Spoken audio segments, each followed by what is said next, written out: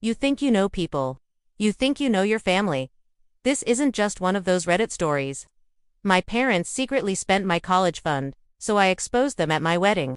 But that's not the crisis. The crisis is right now. The check they wrote for this venue, it just bounced. The manager is walking toward my fiancé right now. The caterers, I see them, they are packing up the food. This isn't just an exposure. This is a detonation. This is happening live. What would you do? Comment right now. What is the one thing I should do? I can't breathe. I really can't breathe. I knew they were difficult. I knew money was tight. But my college fund, that was my money. Money my grandmother left. Untouchable. That's what they told me. Untouchable. Honey, for your future. I found out 3 days ago. Just stumbled on the bank statement. Zero, cleaned out. Not just zero. Negative. How do you go negative on a trust fund? I confronted them. I confronted them. In the kitchen. They didn't even flinch. My mother, she just stirred her tea. She said, we needed it. It was a liquidity issue. A liquidity issue? My entire future was a liquidity issue. My father, he just looked at his shoes. Always looking at his shoes. He said, we were going to pay it back, sweetheart. We just needed more time. Time. They had 20 years, so I planned the speech. I practiced it. I was going to wait until the toasts.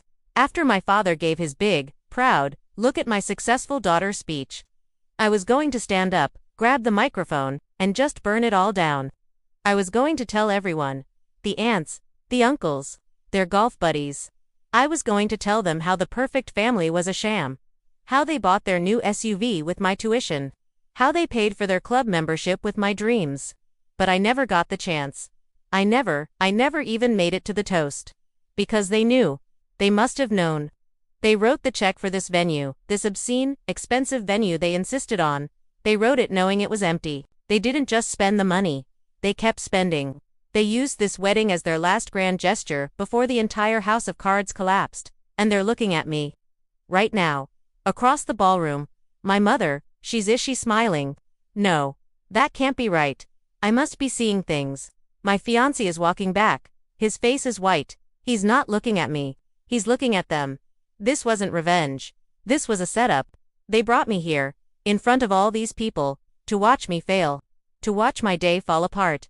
This is what they do. They hollow things out. My college fund. My wedding day.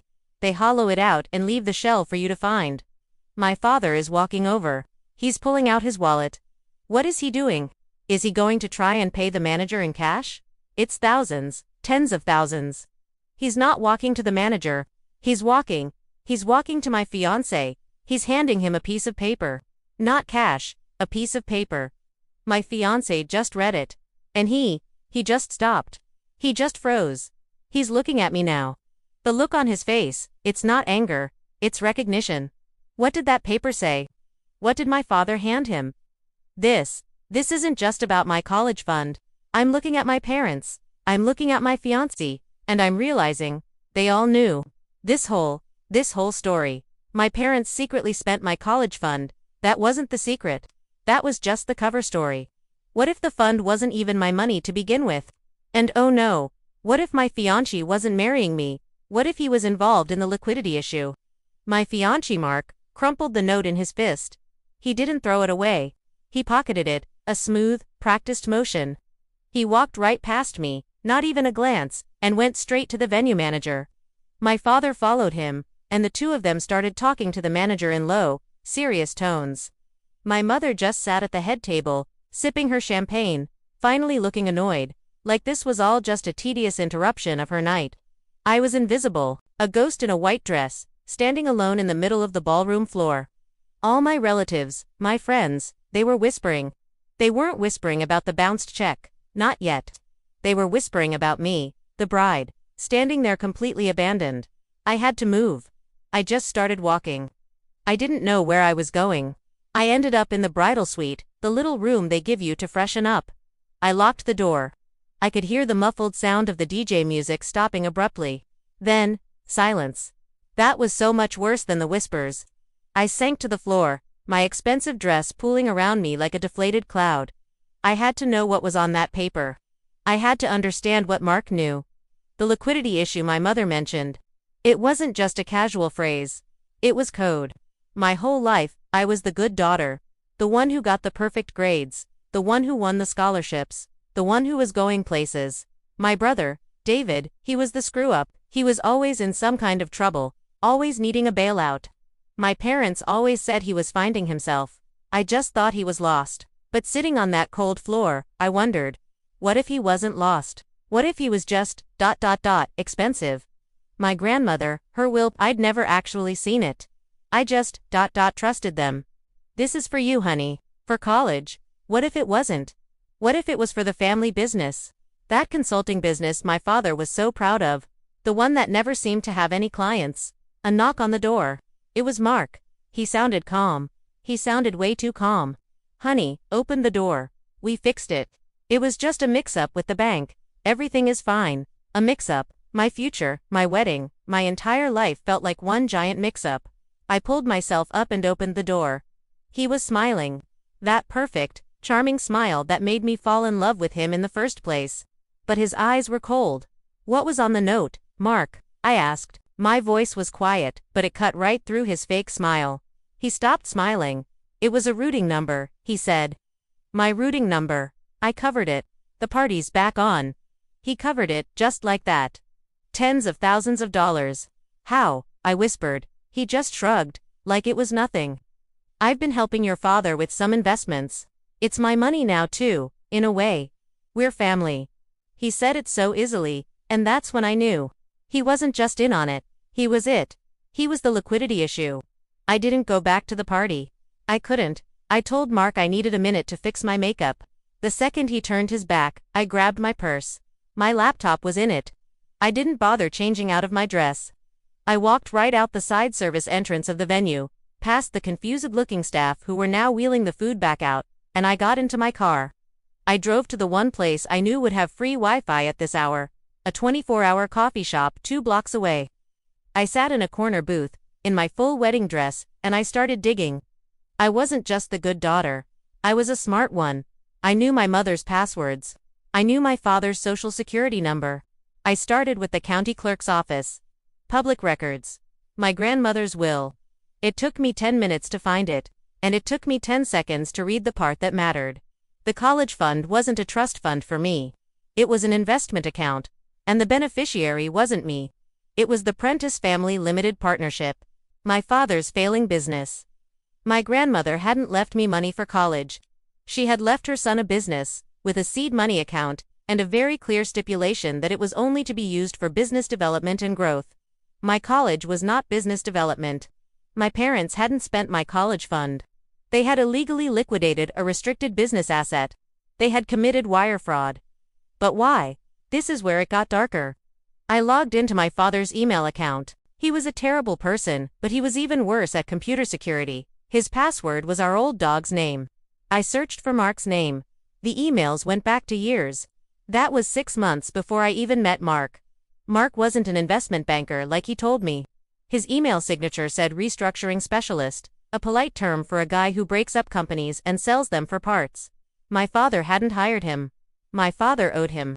My brother, David, the problem child. His last startup idea wasn't a tech company. It was a high-risk, unregulated offshore gambling app, and he had borrowed the seed money from the wrong people. Mark's people. Mark hadn't come into our lives by accident. He was sent to collect the debt. The liquidity issue was my father trying to pay off Mark's employers, and when he ran out of money, Mark offered him a different deal. The family partnership account.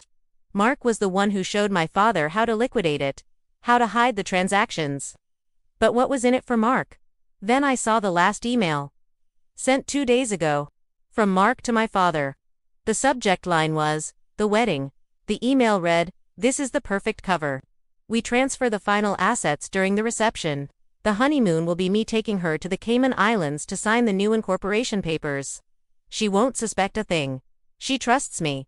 He wasn't marrying me. He was acquiring me. I was the last family asset.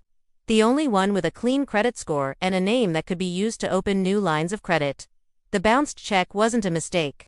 It was leverage. It was Mark's way of forcing my father to hand over the last piece. Me, I just sat there. The barista kept giving me worried looks, probably wondering if I was a runaway bride. I was. I was running away from a life that was a complete sham. I took a sip of the terrible, burnt coffee, and for the first time all day, I smiled, because they had all made one very big mistake. They taught me to be smart. They taught me to be thorough. They just never, ever thought I'd use it against them. I started typing. I forwarded all the emails. Every single one. I sent them to the SEC. I sent them to the state's attorney general. I sent them to the fraud division of my grandmother's bank. And then, I sent one last email. I sent it to my Aunt Sarah, the biggest gossip in the family, who I knew was still at the wedding. The subject line was, "The Real Wedding Toast." I attached the PDF of the will. I attached the email about the honeymoon. I hit send. Then I took out my phone's SIM card, snapped it in half, and dropped it in the half-empty coffee cup. I left the laptop on the table. I walked out of the coffee shop, still in my wedding dress. I had about $400 in cash in my purse from my bachelorette party. I hailed a cab and told the driver to take me to the airport. I didn't know where I was going. I just knew I was leaving. I bought a one-way ticket to the cheapest flight on the board, which happened to be to Portland. I spent the first week in a cheap motel, living off vending machine food and watching the local news from back home on my new burner phone. I didn't have to wait long. It took about 48 hours for the first story to break. Local businessmen arrested for fraud, embezzlement. My father. The family partnership was a house of cards, and I had just emailed the wind. The story about my brother's investors came next. A multi-state investigation into illegal lending practices. Mark's name was in the first paragraph. He wasn't arrested at the wedding, he was smarter than that. But he was named as a person of interest, and his photo was everywhere.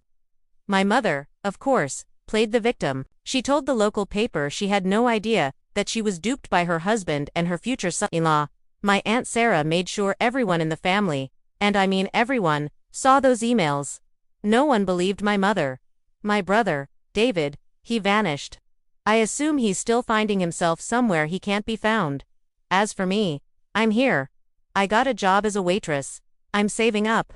I'm going to go to college. Not on my grandmother's money. On mine. I'm going to get a degree in forensic accounting. It's funny, I came to Reddit to write a story about how my parents secretly spent my college fund.